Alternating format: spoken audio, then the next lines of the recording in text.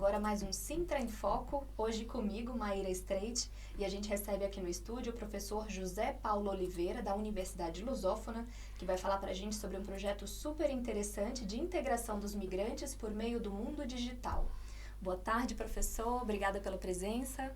Boa tarde, Maíra, é um prazer estar aqui consigo. Prazer, seja bem-vindo. No que consiste exatamente o projeto DigiMe? O projeto DigiMe são as iniciais de Digital Storytelling for Migrant Integration, que em português será a integração de imigrantes através da contagem de histórias, e o que pretende é dar ferramentas para que os imigrantes possam comunicar as suas próprias histórias, partilhar experiências, comunicar uns com os outros, mas também incluindo a comunidade local. É muito importante que esta integração seja promovida, pensando não que uns são comunidade local ou são portugueses e os outros são imigrantes vindos daqui, dali, dacolá. Somos todos humanos, vivemos todos provavelmente nos mesmos bairros, como em Portugal é tão hábito acontecer, e portanto as pessoas muitas vezes vivem ao lado uns dos outros. E contar essa história uns aos outros é acima de tudo isso que o projeto pretende. E só para a gente entender, então, é uma aplicação, né? Ela pode ser utilizada em vários países, várias línguas. E qual que é o formato? A gente pode, eu posso dar meu depoimento, por exemplo, em texto, áudio, vídeo, como é que funciona?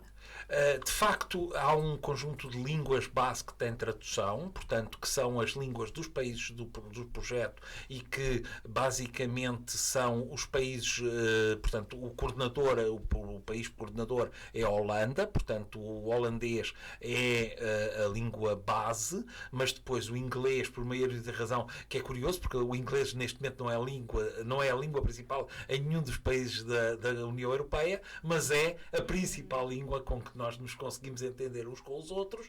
Depois o português, o espanhol, o alemão, o italiano e o grego e o lituano são as línguas de base que o projeto tem para as traduções automáticas.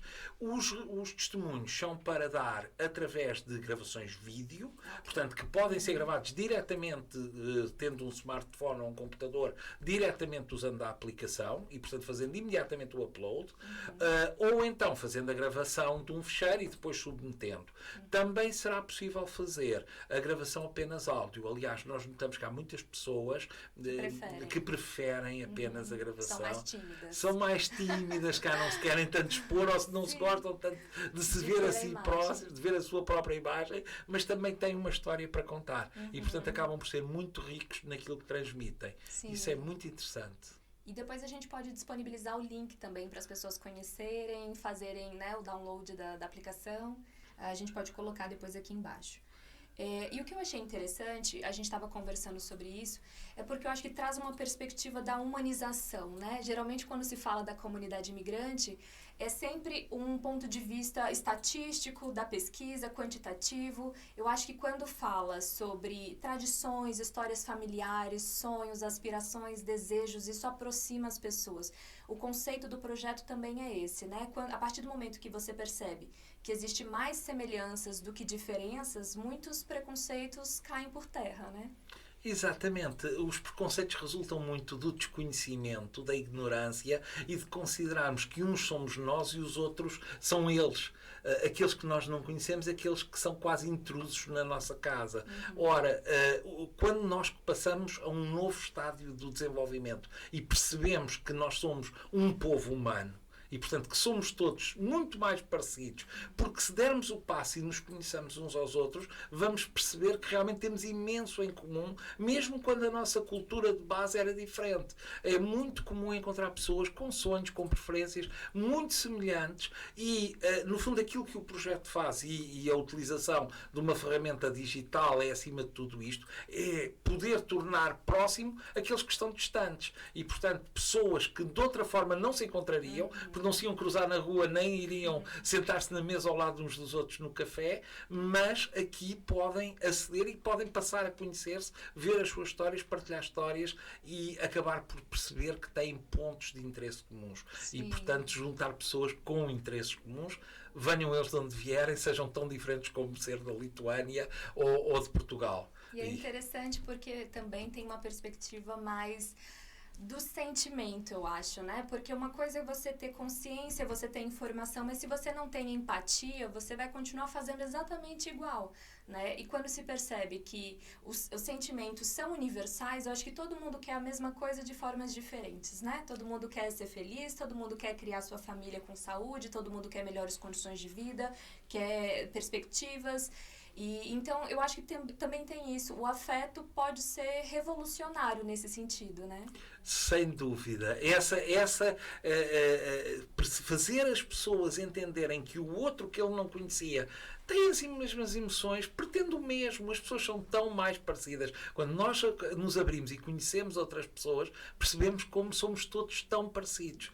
Como partilhamos tantos sonhos, como partilhamos tantas preferências, sendo diferentes. Podemos ser diferentes sobre a capa, à superfície, mas em profundidade acabamos por ser pessoas muito iguais todos uns com os outros. E os sentimentos humanos são tão válidos para alguém na Lituânia, na Holanda, na Grécia, como são em Portugal, como são no resto do mundo. E isso é uma mensagem que o projeto também está a passar para as pessoas. Sim. E vocês já começaram a receber algumas contribuições? Tem alguma história que te marcou, assim, especialmente? Não, em Portugal nós estamos um pouco atrasados em relação aos nossos parceiros europeus. Também por uma estratégia que nós próprios seguimos, que foi perceber que quando se cria uma aplicação de internet, do ponto de vista técnico, haverá sempre algumas falhas. E então não quisemos ser os primeiros a lançar. Houve outros parceiros que tiveram essa iniciativa e lançaram e tiveram, de facto, alguns problemas técnicos de início, porque normalmente qualquer programa informático, qualquer aplicação vai sendo corrigida até ficar madura. E nós quisemos ser os últimos a entrar nesse processo, apesar de estarmos a fazer o mesmo trabalho há muito tempo. Há uma história que eu ainda recentemente partilhei, que eu acho que foi muito interessante, porque pode acontecer a qualquer um de nós e ninguém pensa que lhe vai acontecer. Nós, no âmbito do projeto, fizemos um vídeo com uma jovem, foi ela que fez, que aparece, que deu a cara, mas ela é recém-casada e veio para Portugal como turista. E, portanto, veio descobrir um país que tinha boas referências e que lhe parecia que seriam momentos de férias maravilhosos. Passar 3 dias teve que passar à condição de refugiada. E, portanto, a guerra tinha começado e a vida dela, do marido, mudou do dia para a noite. E, portanto, eu penso que esta é talvez a história mais impactante que nós podemos ter, porque isto, claro que naquele caso particular aconteceu àquelas pessoas, como a mais uns milhões que nós hoje vemos pela Europa fora, que tiveram que fugir da guerra, mas pode acontecer a qualquer um de nós. E eu penso que este também é uma das mensagens do projeto. É essa criação da empatia, de nós nos colocarmos no lugar do outro e percebermos que o outro também somos nós. Nós podemos ter exatamente aquilo, a mesma experiência de vida, podemos ser confrontados com a mesma situação que o outro está a passar. Esta é uma situação absolutamente impensável. Quantos de nós não fomos já de férias a pensar que íamos ter uns dias maravilhosos? Felizmente, apenas alguns que as circunstâncias o ditaram, passaram em tão poucos dias de começar umas férias maravilhosas em que não imaginariam que nada pudesse correr mal, num país tranquilo, onde vinham para desfrutar uns dias em família e de repente passam à condição de refugiados sem poder voltar para casa. Sem poder voltar para casa, sabendo que a sua família está a ser bombardeada, sabendo que a sua casa está a ser bombardeada, e, portanto, de repente a vida mudou. Mas a nossa vida, de todos nós, pode mudar de um dia para o outro. E esta também é uma mensagem que nós queremos que passe para que as pessoas, ao colocarem-se nos sapatos do outro, na pele do outro, percebam que nós, enquanto povo humano, corremos todos o mesmo risco das mesmas circunstâncias. Felizmente, podemos hoje estar dentro da nossa zona de conforto e estar num país onde as coisas correm mais ou menos de uma forma tranquila. Mas amanhã podemos não estar. Né? Amanhã podemos não estar e, portanto, não darmos como garantido para o futuro aquilo que temos de bom hoje, mas sim lutarmos para que isso que temos de bom se mantenha e, com isso, também termos mais empatia por aqueles que de repente se veem em situações difíceis. Essa história me lembrou também, em São Paulo, no Brasil, tem um museu chamado Museu da Pessoa. E fala justamente sobre isso, o quanto as pessoas tidas como comuns e anônimas têm histórias tão surpreendentes e tão incríveis que dariam assim facilmente um livro, dariam um filme. E são pessoas que não têm oportunidade de se manifestar, não têm oportunidade de terem espaço nos meios de comunicação tradicionais, geralmente, né? Quando se fala de imigrantes, tem um espaço até muito estereotipado, né? Eu falo isso como profissional da comunicação e o que eu analiso é muito essa perspectiva daquela caixinha de estigmas, né, e de estereótipos que sempre insistem em colocar a comunidade imigrante nela. Características pré-estabelecidas, geralmente preconceituosas. E eu queria que o senhor analisasse também o momento que a gente está vivendo de um fortalecimento do discurso de ódio, né, das forças conservadoras em Portugal, em outros lugares do mundo também. De que maneira o senhor tem visto esse momento que a gente vive e como é que o senhor pensa que esse projeto pode ir na contramão? De facto, isso é uma grande preocupação. Ainda, apesar de tudo, Portugal é visto na União Europeia e nós, o índice MIPEX diz que nós somos penso que neste momento é o segundo melhor país em termos de políticas de integração de imigrantes e, de facto, em Portugal é comum encontrar pessoas das mais diversas origens, das mais diversas religiões, a tomarem café lado a lado, a conversarem uns com os outros, a viverem lado a lado, a partilhar os mesmos prédios, mas o que não acontece em alguns países europeus, onde as situações são muito mais difíceis e onde há uma dicotomia muito maior entre aqueles que se julgam com mais direito são conflitos diretos. Aí há situações mais diretas, mas de qualquer modo isto é uma tendência europeia. Isto está a acontecer em todos os países da Europa, esta tendência para o discurso de ódio fazer caminho e para culpar o outro por aquilo que nos corre mal a nós próprios.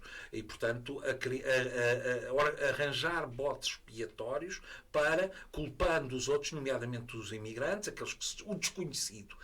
Aqueles que nós ignoramos e aqueles que nós desconhecemos são sempre mais fáceis de culpar como sendo eles os maus da vida. Infelizmente, há políticos profissionais que fazem disto um modo de vida e que conseguem, através da capitalização do discurso de ódio, conseguem ganhar projeção política, conseguem ganhar espaço, têm acesso também aos meios mediáticos com alguma facilidade, o que também é pena que lhes seja facilitado isso, e, portanto, o sistema democrático acaba por trazer em si próprio este tipo de conflito ou de potencial conflito. Infelizmente, o discurso de ódio é uma das nossas maiores preocupações, porque esta polarização que tem existido e que começa a existir nas sociedades, e na Europa nós já vemos alguns países que estão fortemente atingidos por esta situação, isto é algo que só pode trazer algo muito negativo.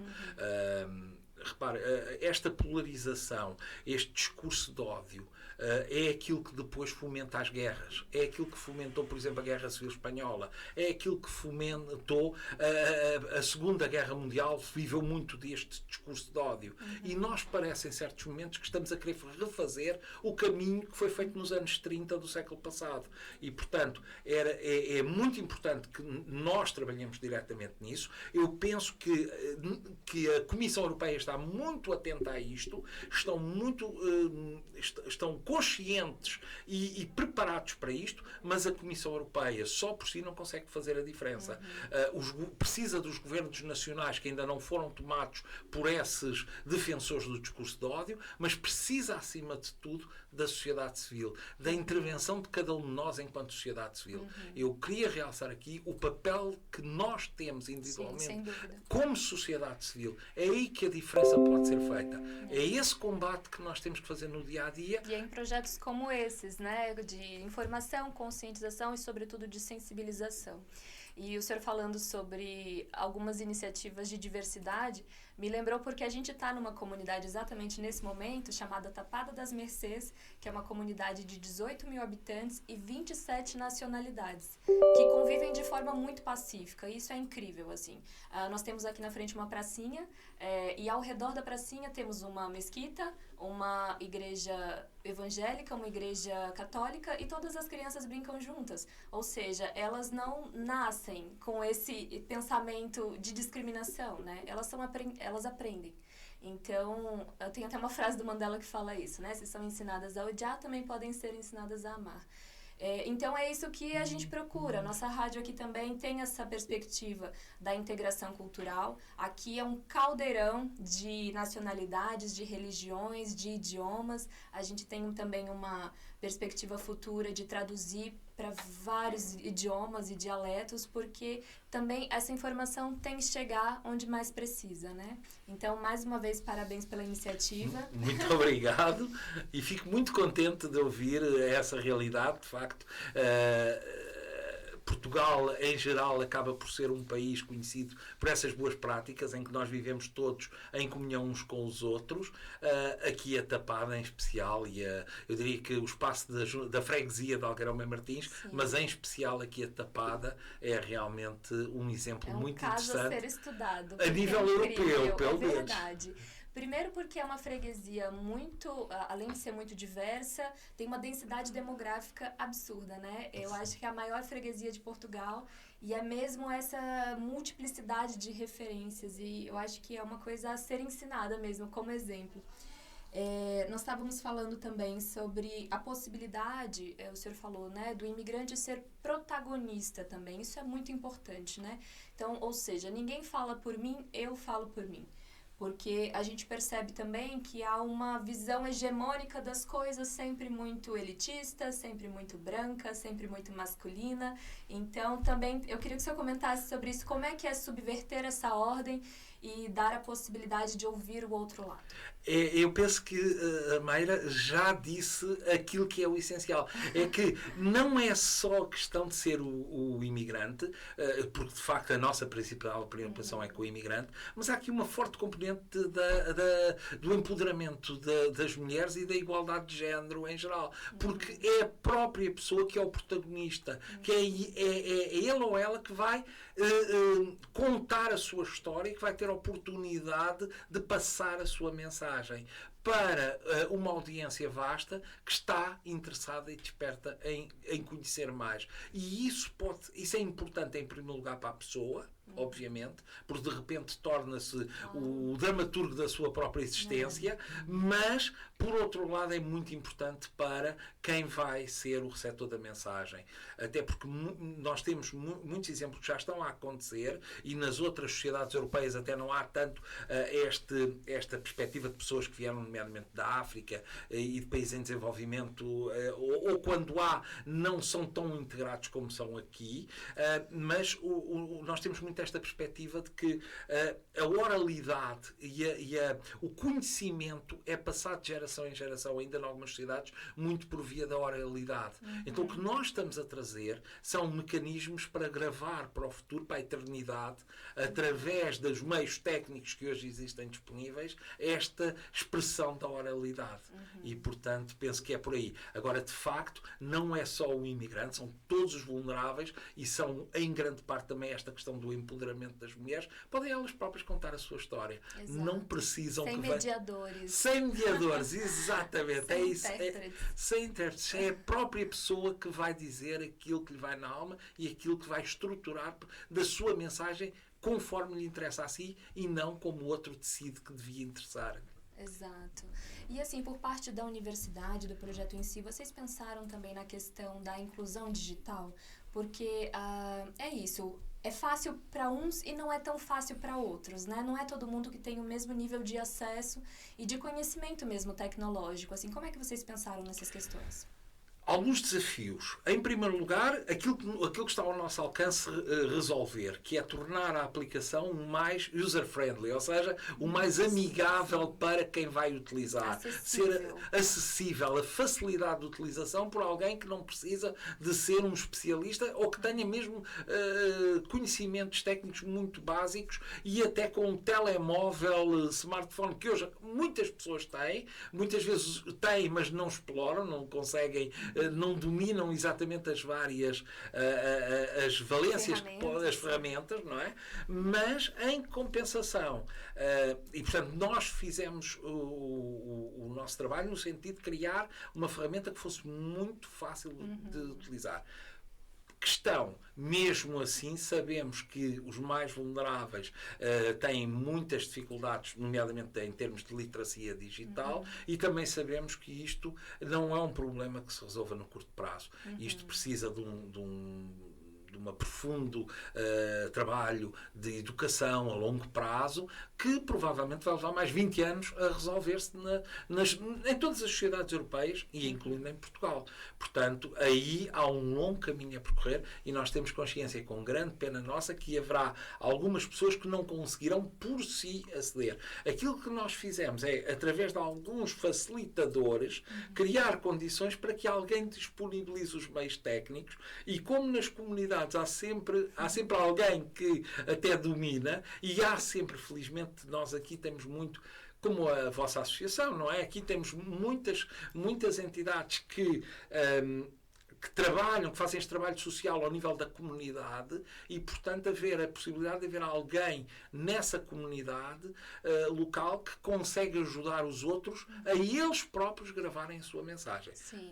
Não é fazer por eles, é ajudá-los a que eles consigam fazer. E isso, no fundo, foi o próprio desenho do projeto, conscientes deste problema, que é um problema efetivo, criarmos mecanismos para que pudéssemos ser mais efetivos na resolução. Entendi. Então, a ideia de vocês é isso, simplificar o máximo possível para essas pessoas que não têm tanto acesso ou tanta intimidade assim com a tecnologia, né? Exatamente. Tá certo. A gente está chegando ao fim, não sei se o senhor quer acrescentar mais alguma coisa, algo que não tenha sido dito ainda. Não, eu apenas gostava de reconhecer, estando aqui na Tapada das Mercês, na tal freguesia de Algueirão e Martins, que penso que é a maior de Portugal e uma das maiores da Europa, Sim. e com mais pessoas e com maior densidade populacional, portanto, com 27 nacionalidades, como a Mayra muito bem referenciou.